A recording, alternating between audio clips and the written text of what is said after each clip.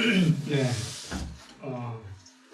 잘 말씀해 주신 것처럼 침묵의 신앙이라는 제목으로 본 말씀을 함께 살펴보고 또 주님의 뜻을 헤아려 보는 그런 시간이 되면 좋겠습니다. 이제 한 해가 저물어가고 있죠.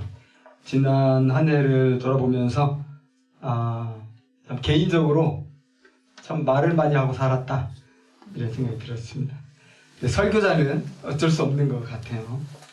불가피하게 이제 실천하지 못하는 말들을 많이 하게 되죠. 근데 그게 참 스트레스입니다. 내가 또 말 설교한 대로 못 살고 있구나. 부담이 많죠. 여러분, 우리가 말을 안 하며 살 수는 없잖아요.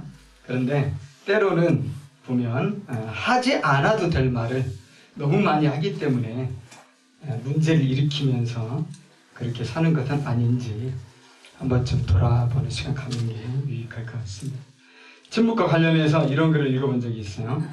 보통은 아무것도 안 하는 것보다 무언가를 할 때 더 힘이 든다. 그러나 침묵은 반대다. 수단은 쉽지만 침묵은 힘들다.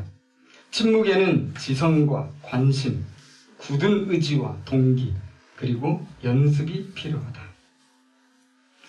자, 오늘 본문 말씀 살펴보겠습니다. 가룟 유다의 배신으로 이제 예수님이 포로가 돼가지고 끌려가셨죠. 어디로 끌려갔었냐면 가장 먼저는 대제사장이 주도한 공회로 끌려가셨고, 그 다음에는 총독 빌라도가 주재하는 그 법정으로 끌려가셔서 신문을 받으십니다.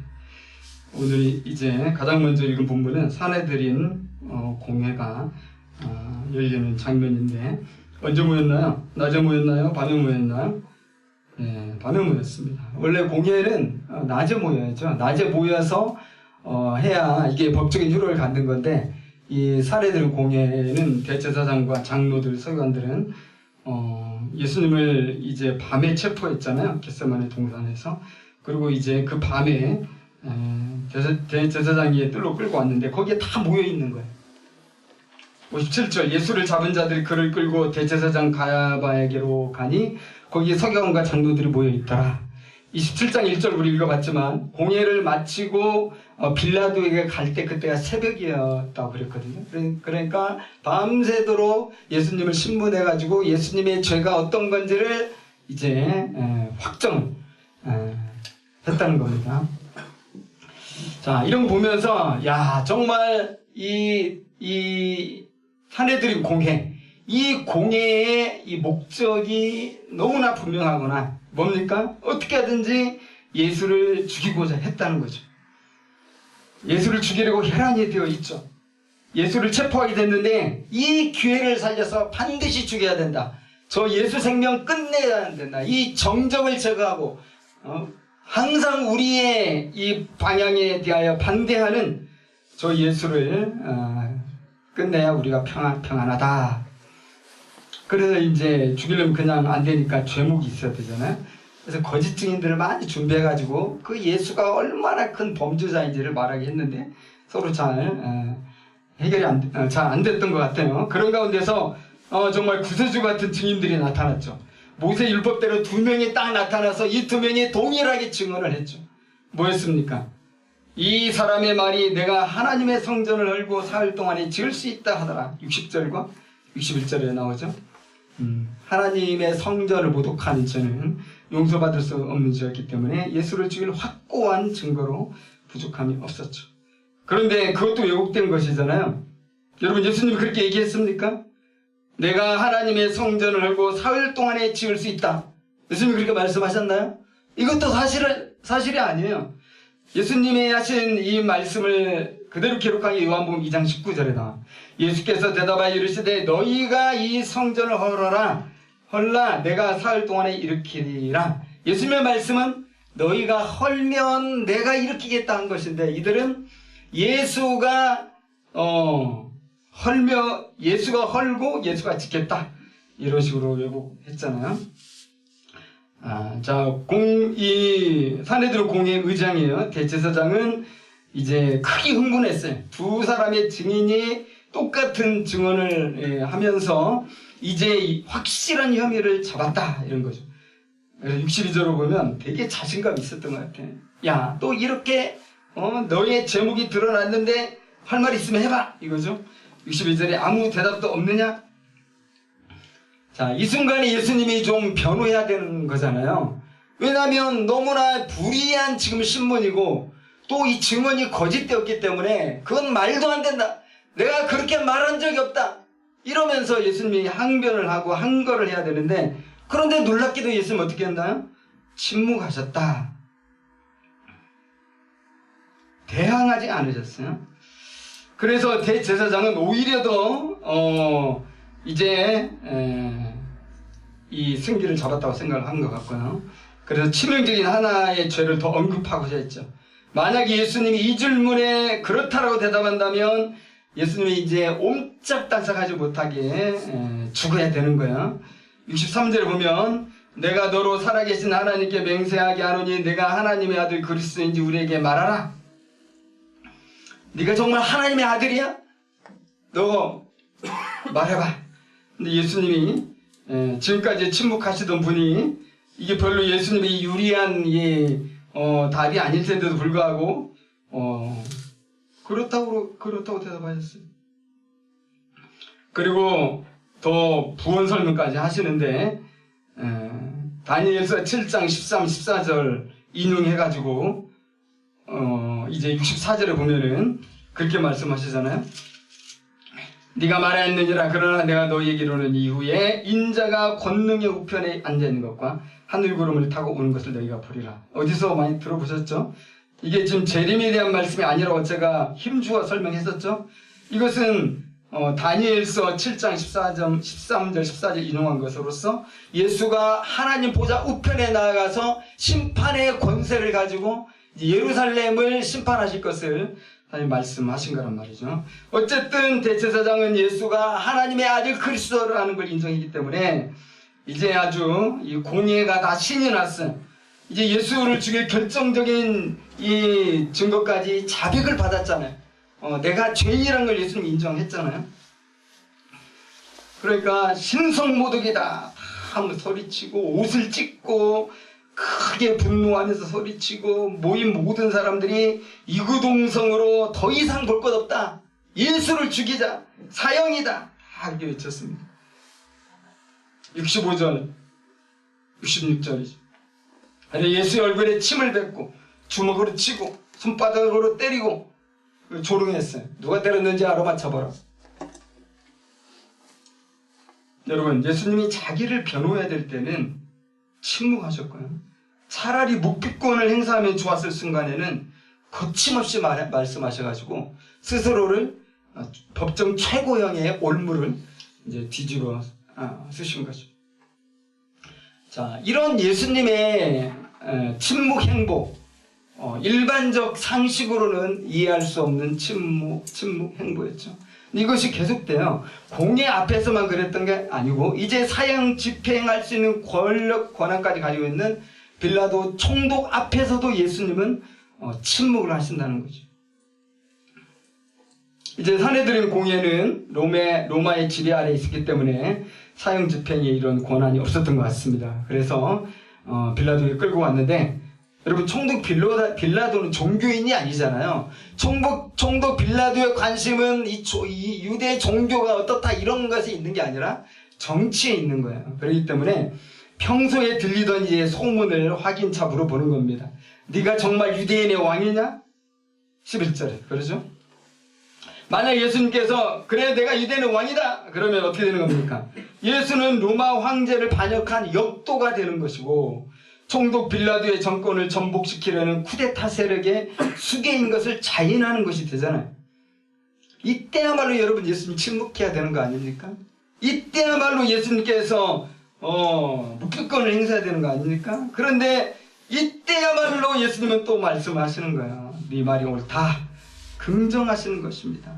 그러니까 이 예수를 죽이려고 끌고 왔던 공회원들은 더 흥분해가지고 예수의 죄목을 더 이렇게 열거를 하죠. 그러니까 빌라도가 보니까 이거 너무 이상한 거죠.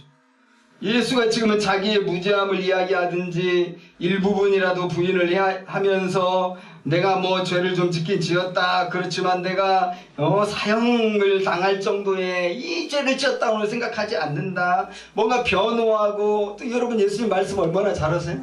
또 몇 가지 비유 말씀을 들어가지고 설득하면은 정말 예수님은 무죄 석방될 수도 있었는데 예수는 침묵하신다. 여러분 빌라도가 의아하게 생각하는 게 당연하지 않겠습니까? 여러분 총독입니다. 빌라도는 지금까지 얼마나 많은 재판을 진행했겠어요.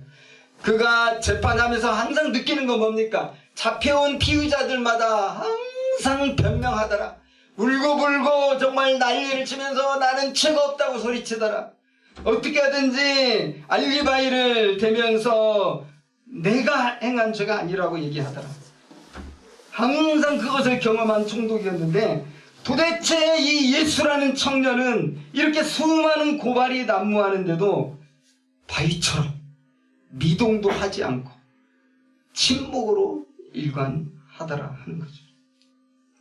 13, 14절에서 그래서 이렇게 말하죠. 이에 빌라도가 이르되 그들이 너를 쳐서 얼마나 많은 것으로 증언하는지 듣지 못하느냐 하되 한마디도 대답하지 아니하시니 총독이 크게 놀라워하더라. 그러니까 빌라도는 정말 예수가 죄 없다는 걸 알았죠. 와이프의 말도 있었어요. 내가 꿈을 꿨다. 그러니까 빌라도는 자기가 예수의 죄를 잘 알지 못하겠고, 그래서 놓아주고 싶어가지고 명절 특사 풀어주는 걸 이제 활용해가지고 예수를 놓아주려고 했죠. 그래서 악독한 바라바 둘 중에 하나를 택해라. 당연히 무리들은 예수를 택할 줄 알았어요. 예수를 그래도 살려라. 그런데 바라바를 선택하면서 예수는 죽여라. 이게 공회원들이 다 이 충동질한 거잖아요.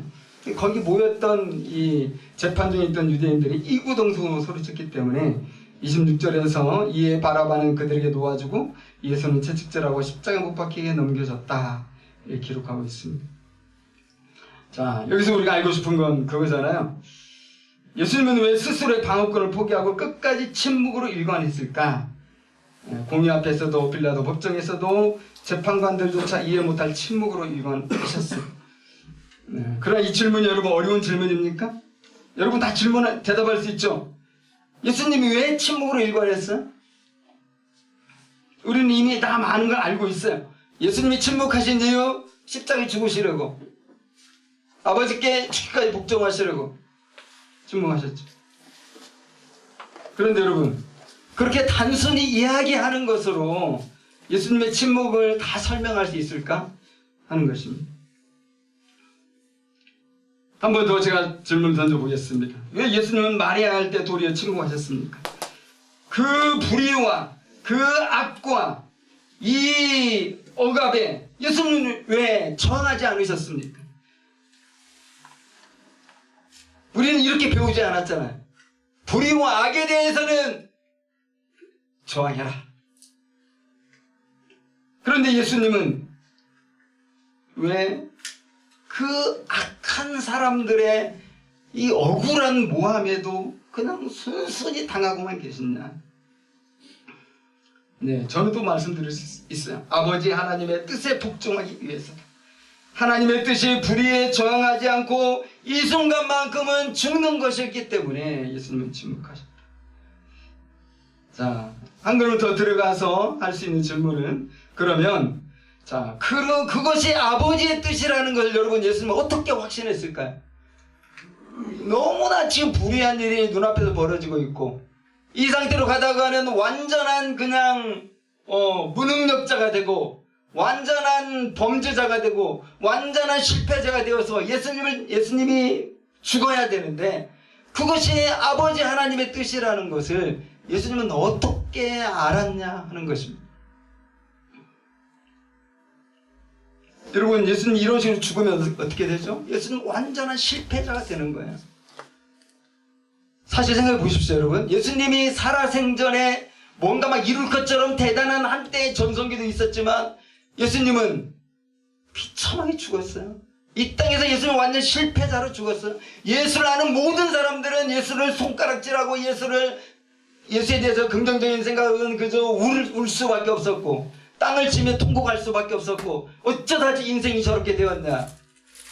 그리고 그 반대편에 있던 원수들은 쾌재를 부르고 야 우리가 성공했다. 우리의 꿈이 이루어졌다. 우리의 비전이 이루어졌다. 우리의 전략이 먹혔다. 드디어 원수를 우리가 처단하고 해결했다. 얼마나 좋아했겠어요. 2, 3년 동안 예수님을 그렇게 관찰하더니 마침내 죽였죠. 그런데 예수님은 그 모든 걸 아시면서 이 모든 실패와 모든 사람들이 자기를 손가락질하고 조롱하고 멸시하고 침뱉고 이렇게 할 걸 아시면서도 다 받아들이셨다. 예수님이 그 복권이 되고 명예 회복된 것은 죽음 이후죠. 살아있을 때는 예수님 실패자예요.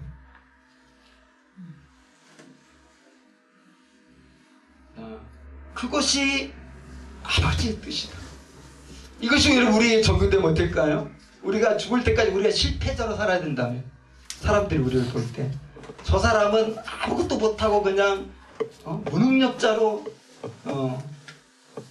무너진 사람이다. 어렵겠죠. 자, 우리는 겟세마네 동산에서 예수님의 기도를 기억하고 있어요. 땀방울이 핏방울이 되도록 밤새워 기도하실 때 여러분 예수님의 간구가 뭐였습니까? 어려운 거 아니죠? 여러분 다 아시잖아요. 뭐라고 기도하셨죠? 자, 26장 42절. 내 아버지여 만일 내가 마시지 않고는 이 잔이 내게서 지나갈 수 없거든 아버지의 원대로 되기를 원합니다. 자, 이 기도를 잠시 우리가 생각해 보면요. 아버지의 소원, 아들로서 예수에게, 아들인 예수에게 하나님 아버지가 가지고 계셨던 소원이 있었다. 그러니까 예수님 이 소원을 지금 모르고 있어요? 알고 있어요? 예수님은 나를 향한 아버지의 뜻을 알고 있어요. 그러니까 겟세마네 동산에서 예수님이 기도하신 것은 아버지 당신의 뜻을 알기를 원합니다. 도대체 주님의 뜻이 무엇입니까? 이게 아니다 이거죠. 예수님은 아버지의 뜻을 다 알고 있었어요. 그런데 뭘 기도하신 거예요? 그 아버지의 뜻대로 하려니까 너무 힘든 거예요. 너무 고통스러운 거예요.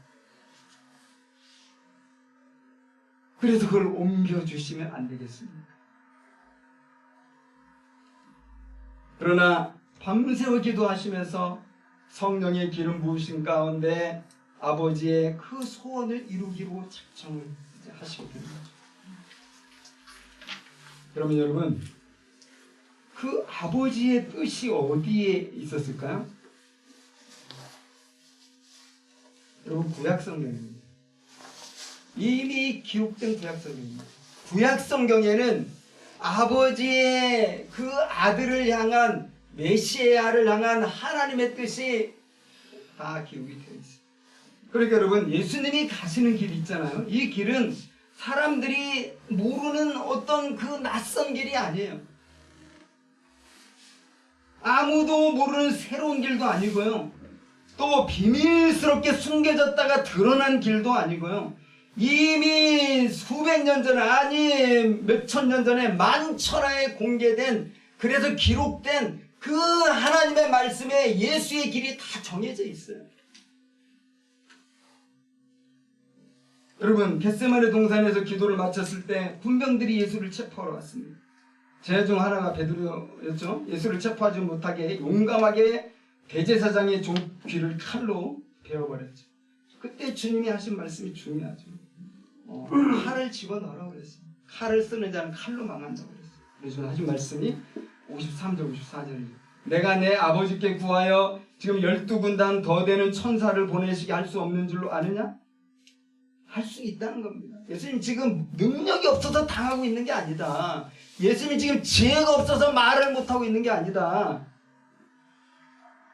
그러나 내가 만약 그렇게 하면 이런 일이 있으리라는 성경이 어떻게 이루어지겠느냐. 56절도 한 번 더 강조하시죠. 그러나 이렇게 된 것은 다 선지자들의 글을 이루려 함이니라. 여러분 예수님의 초미의 관심이 무엇입니까? 예수님은 내 개인이 성공하고 실패하고 이게 아니다. 내가 잘 살고 못 살고 내가 명예롭게 되고 불명예롭게 되고 이게 아니다. 예수님의 관심은 뭡니까? 하늘에 계신 그 하나님의 뜻이 내 삶에 이루어지는 것. 이것이 예수님에게 가장 큰 절대적 우선적인 관심입니다. 오직 하나님 아버지의 그 기록된 말씀, 예언의 말씀이 이루어져 있기 때문에 능력도 있었고 지혜도 있었고, 그렇지만은 끝까지 침묵하시고 실패자로서 이 생을 마감하신 것입니다. 예수님의 인생의 목적 우리가 알겠죠? 사랑하는 우리 성도 여러분들은 어떤 인생의 목적을 가지고 계십니까? 예수님의 인생의 목적은 무엇이었습니까? 하나님의 말씀을 이루는 것이었고, 특별히 여러분 이사야서 53장에 이사야의 예언입니다. 거기서 예수님을 도살장에 끌려간 어린 양으로 묘사했죠. 특별히요 53장 7절의 말씀은 예수님의 침묵이 예언되어 있습니다. 그가 곤욕을 당하여 괴로울 때에도 그의 입을 열지 아니하였으니 마치 도살장으로 끌려가는 어린 양과 털 깎는 자 앞에서 잠잠한 양같이 그의 입을 열지 아니하였어요. 예수님이 침묵하신 이유입니다. 이미 성경에 다 이렇게 나와 있어요. 예수님 침묵하실 거라고. 그것 때문에 예수님 침묵하십니다. 여러분, 막연한 하나님의 뜻 얘기할 때 우리 얼마나 많이 있습니까? 그런 막연한 하나님의 뜻이 아닙니다. 이미 수천 년 수백 년 전에 기록된 하나님의 선지자들이 예언한 그 말씀 그대로 붙들고 그 말씀을 의지해서 고난 속으로 들어가는 것이 예수님이 침묵하신 이유였어요. 무슨 예수님이 하나님의 신비로운 말씀을 들어가지고 지금 이렇게 하시는 게 아니에요. 무슨 막 환상을 막 체험해가지고 아무도 못 듣는 말씀 들어가지고 이렇게 지금 하시는 게 아니에요. 이미 공개되고 모든 사람이 다 할 수 있는 그 말씀을 이루려고 이렇게 하신 거예요. 근데 대부분의 사람들은 귀가 닫혀있고 눈이 멀어 있어가지고 이 말씀을 못 깨닫고 있는 거죠.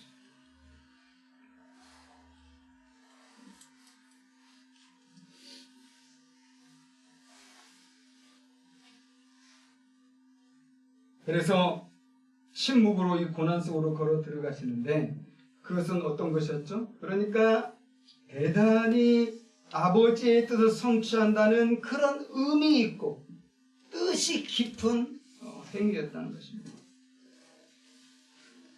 그런 점에서 예수님은 의미 없는 삶을 살지 않으셨습니다. 여러분, 오늘날 고난 가운데 살아가는 사람 얼마나 많이 있습니까? 크고 작은 고난에 부딪히지 않는 사람들이 얼마나 많이 있습니까? 이 지구촌에 가득하죠. 바로 나부터 가족부터 우리들에게도 많이 있습니다. 이런 상처받은 인생들을 돕고자 하는 인류의 노력이 있었잖아요. 수많은 연구가 있었잖아요. 이것이 인간의 마음을 연구하는 학문이죠. 심리학이 아닌가 생각됩니다. 이 부분을 공부한 분들 우리 교회에는 여러분들 계시기 때문에 제가 함부로 말할 수 없습니다. 아주 이 수학 그다기로 얘기합니다. 심리학에는 프로이트의 정신분석학이 있고 알프레드 아들러의 개인 심리학이 있고 또 그리고 빅터 프랭클의 의미요법이 있다고 합니다. 여러분 다 아시는 얘기죠. 다 들어보셨고 그 중에서도 빅터 프랭클의 의미요법이 저에게 개인적으로는 많이 와닿습니다. 의미요법은 원래 이름으로 로고스 테라피라고 합니다. 로고스 테라피라고 불리는데 로고스는 무슨 뜻일까요? 그리스어인데 원래 단어 뜻은 말, 논리, 이성 이런 뜻입니다. 그런데 철학에서 이제 로고스란 말, 그리스 철학에서 아주 많이 쓰는 말인데 그때 철학에서 쓸 때 이 로고스는 만물을 지배하는 질서 또 원리 이런 것을 뜻하죠. 네, 초대 이제 기독교에서 이 교리를 이제 대중들이 알아듣도록 교리를 확정하는 과정에서 또 이 로고스라는 말을 많이 사용하게 됐죠. 기독교에서 로고스를 쓸 때는 성육신하신 하나님의 말씀을 의미합니다. 이 말을 주로 썼던 사람이 사도 요한이고요. 요한 1장에 보면 요한 1장 1절을 보면 태초에 말씀이 계시니라. 이 말씀이 곧 하나님이시니라 그랬어요. 그때 이 말씀이 로고스예요. 그리고 요한복음 1장 14절에도 말씀이 육신이 되어 우리 가운데 거하심에 우리가 그의 영광을 보니 아버지의 독생자의 영광이요 은혜와 진리가 충만하더라. 기독교에서 이 로고스는 성육신 하신 하나님의 말씀이다. 이렇게 우리가 이해할 수 있는데, 빅터 프랭클이 로고스 테라피를 개발했잖아요. 근데 이 창시자인데 그때 이 로고스가 뭘 의미한지는 정확히 제가 알 수는 없지만은 일단 알려진 바로는 이 로고스는 의미를 뜻합니다. 그래서 의미요법이다 이렇게 이야기하죠. 빅터 프랭클은 유택의 그 학자로서, 그러니까 그는 유일신 신앙을 가지고 있었던 것으로 봅니다. 그래서 명확하진 않지만 그런 어떤 신앙적 이런 배경 가운데서 이 로고스를 의미로 그렇게 해석했다고 봐집니다. 유태교의 그 신경학자고 또 의학자로서 그는 그 유명한 아우슈비츠 수용소에서 살아 돌아온 사람이죠. 거기서 살아 돌아온 사람이 많지 않은데 그의 가족들도 다 죽었어요. 수용소에서 혼자만 살아 돌아온 걸로 알려집니다. 그가 뭘로 유명해지게 된다면 여러분들 아는 책이죠. 죽음의 수용소라는 책을 써가지고 세계적으로 유명한 사람이 되었고, 그 책에서 로고스 테라피를 이야기하고 있죠. 그는 이 아우슈비츠에서 죽음을 경험하면서 진정으로 이 극한 고난에 처한 사람들을 살게 하는 이 치료법이 있다는 것을 깨닫게 됩니다. 그것은 고난에 처한 사람들이 의미를 찾게 되면 결국 그 고난을 뚫고 통과할 수 있게 된다는 겁니다. 그러나 그 삶의 의미를 찾지 못하면 그 사람은 결국은 물에 무너지게 되더라 이거죠. 그 죽음의 수용소라는 그곳에서도 어떤 사람들은 깨진 유리 조각을 주어서라도 면도를 했답니다. 면도를 깨끗이 하고 자기를 최선을 다해 가꿀 때 이제 이 간수들이 그런 사람들 보면 야 너는 일 좀 더 할 수 있겠구나 하고 살려둔다는 거예요. 그러나 어떤 의미를 찾지 못하고 절망한 채 죽을 날만 기다리면서 그냥 이리저리 끌려다니는 사람들은 이 간수들이 보고는 너는 정말 아무 살아가는 이유가 없겠다 해가지고는 가스실로 바로 시킨다는 것이죠. 고난에 대한 의미를 찾을 수 없던 수많은 사람들이 의미를 찾을 때 결국은 이 고난을 버텨내고 생존하게 된다는 것을 깨달았다는 것입니다. 그래서 그는 니체의 말을 인용하면서 의미를 찾을 때 사람은 어떤 고난도 이겨낼 수 있지만 의미를 잃으면 살 소망을 잃어버린다고 그렇게 했습니다. 니체의 말은 이것입니다. 왜 살아야 하는지 아는 사람은 그 어떤 상황도 견딜 수 있다.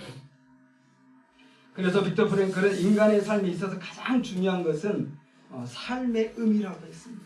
이 삶의 의미를 재발견하게 되면 우리가 아무리 많은 상처를 받고 아무리 많은 고난에 처해 있더라도 그것을 통과할 수 있다고 본 것입니다. 그래서 그것을 발견하도록 도와줄 때 모든 인간은 극한 고난에서도 살아갈 수 있다고 한 거죠. 그래서 로고스 테라피, 의미 치료입니다.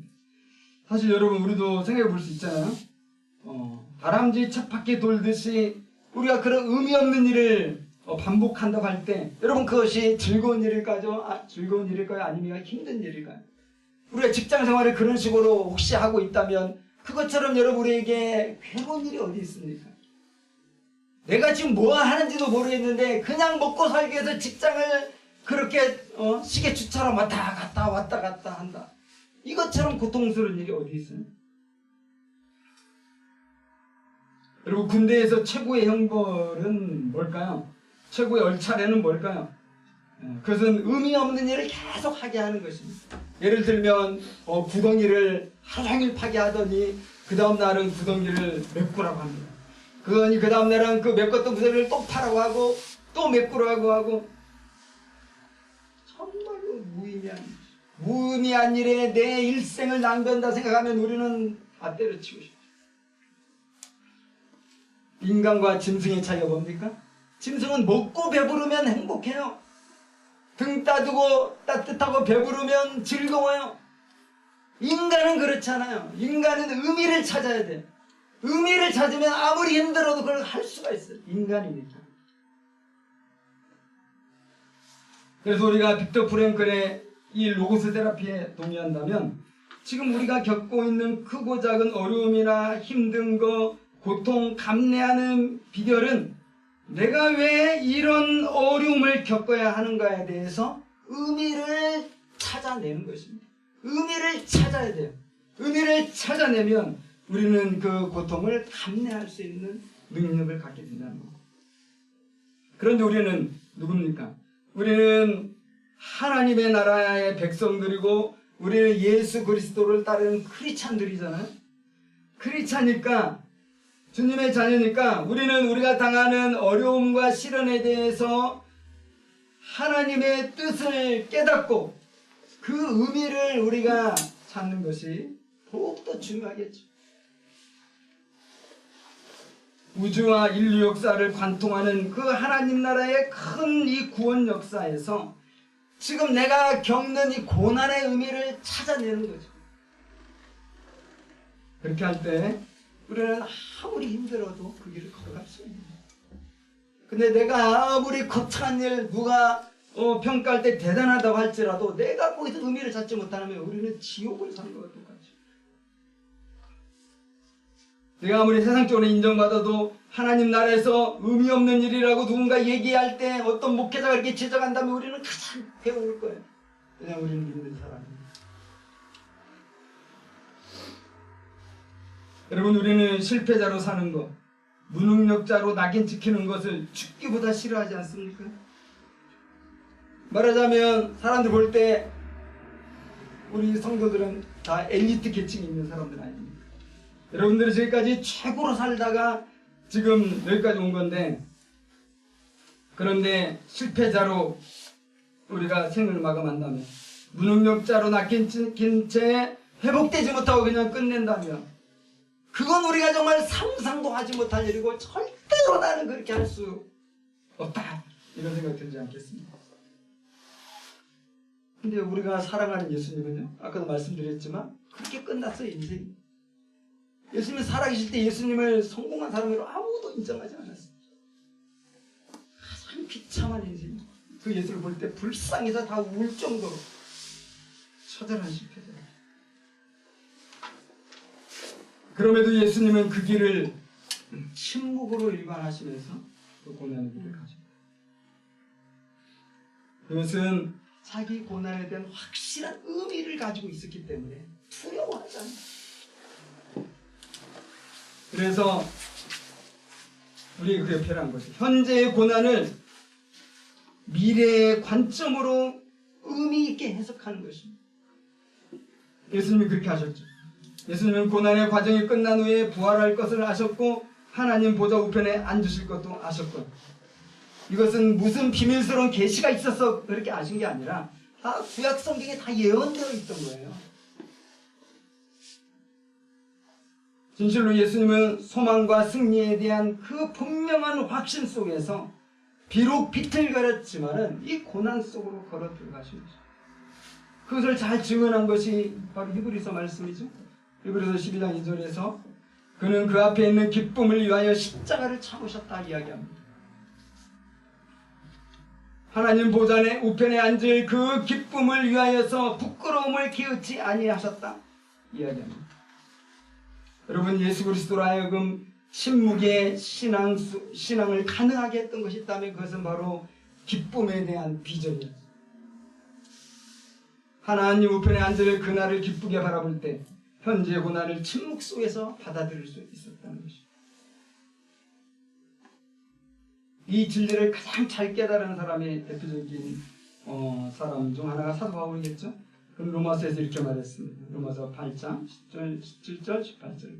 우리가 그와 함께 영광을 받기 위하여 고난도 함께 받아야 할 것이니 생각하건대 현재의 고난은 장차 우리에게 나타날 영광과 비교할 수 없다.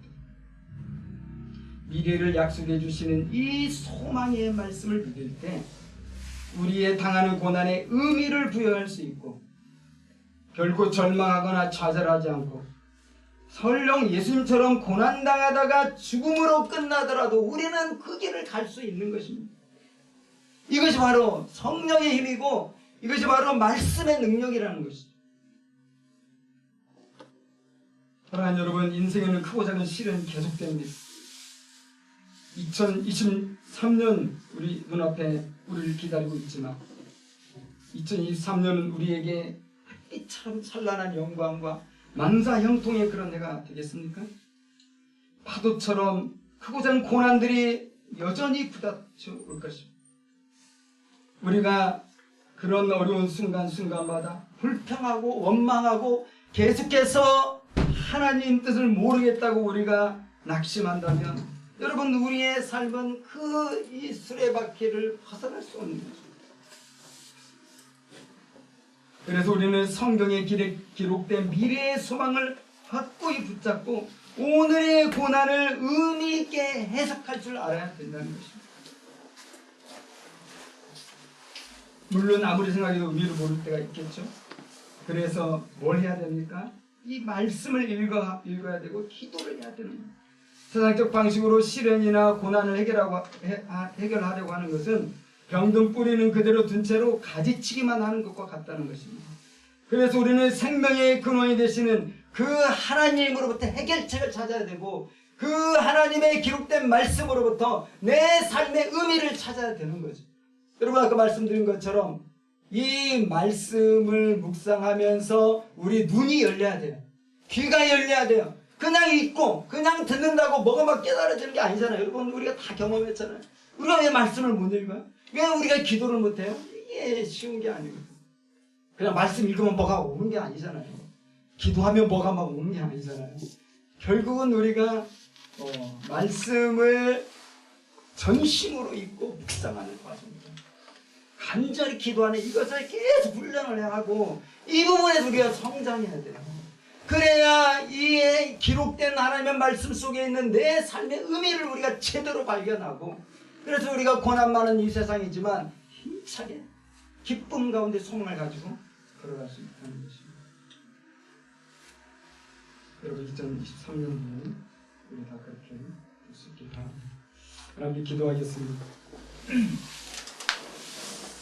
우리 함께 주님께서 기록된 아버지의 말씀 안에서 주님의 뜻을 발견하고 기쁨 가운데 비틀거리면서도 침묵하시면서 고난의 길로 들어가셨던 것을 생각하면서 주님, 우리를 불쌍히 여겨 주시옵소서.